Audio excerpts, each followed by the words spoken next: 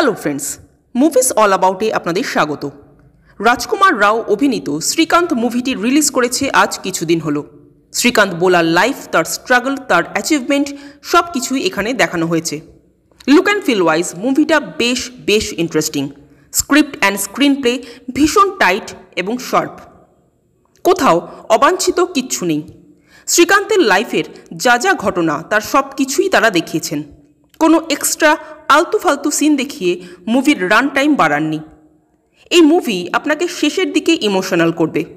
প্রথম থেকেই যে খুব আপনি ইমোশনালি কানেক্ট হয়ে যাবেন মুভির সাথে তা কিন্তু নয়, কারণ প্রথম দিকে সব ঘটনাগুলো একের পর এক দেখিয়ে যাবে এবং সেগুলো আপনার ভালো লাগবে ঠিকই, বাট একটা সময় পর ব্যাপারটা একটু কাট মনে হবে। মানে সেই ইমোশনাল বন্ডিংটা ঠিকমতো তৈরি হবে না চরিত্রটার সাথে। সেটা তৈরি হবে পরবর্তীকালে, মেনলি সেকেন্ড হাফ থেকে। তার আরও একটা বড় কারণ, শ্রীকান্ত বোলার চরিত্রটাকে এখানে একজন হিরোর মতো করে প্রেজেন্ট করা হলেও সেই চরিত্রে অতিরিক্ত দেবত্ব প্রয়োগ না করে বরং অনেক নর্মাল রাখা হয়েছে। আমাদের মনের মধ্যে এরকম একটা ধারণা হয়েই রয়েছে যে হিরো মানেই তার সব ভালো হবে, সে কোনো ভুল কাজ করতেই পারে না, তার মধ্যে অহংবোধ বা ইগো আসতেই পারে না। এই ধারণাটাই একেবারে ভেঙে দিয়েছে শ্রীকান্ত মুভিটি। সে লাইফে একের পর এক কিছু না কিছু অ্যাচিভ করেই যাচ্ছে, আর সেই অ্যাচিভমেন্টগুলো পেতে তার একটা সময় মনে হতে লাগলো যে সে সব কিছু করতে পারে, লাইফে ইম্পসিবল বলে তার কাছে কিছুই নেই। আর এই মনে হওয়াটাই পরবর্তীকালে তার মধ্যে অহংকার ও ইগোর জন্ম দেয়।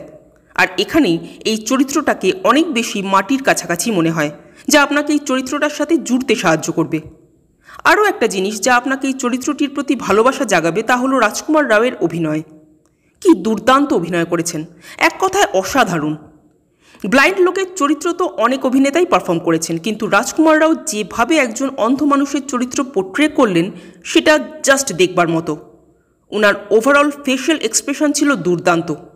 জ্যোতিকা বা শরৎ কেলকারের অভিনয়ও বেশ ভালো ছিল, কিন্তু রাজকুমার রাও যেন একাই টেনে নিয়ে গেলেন মুভিটা। ওভারঅল এই মুভিটা আমার বেশ ভালো লেগেছে। ফাটাফাটি কিছু হয়েছে এরকম বলতে পারবো না, বাট একটা ভালো কাজ হয়েছে এইটুকু বলতে পারি।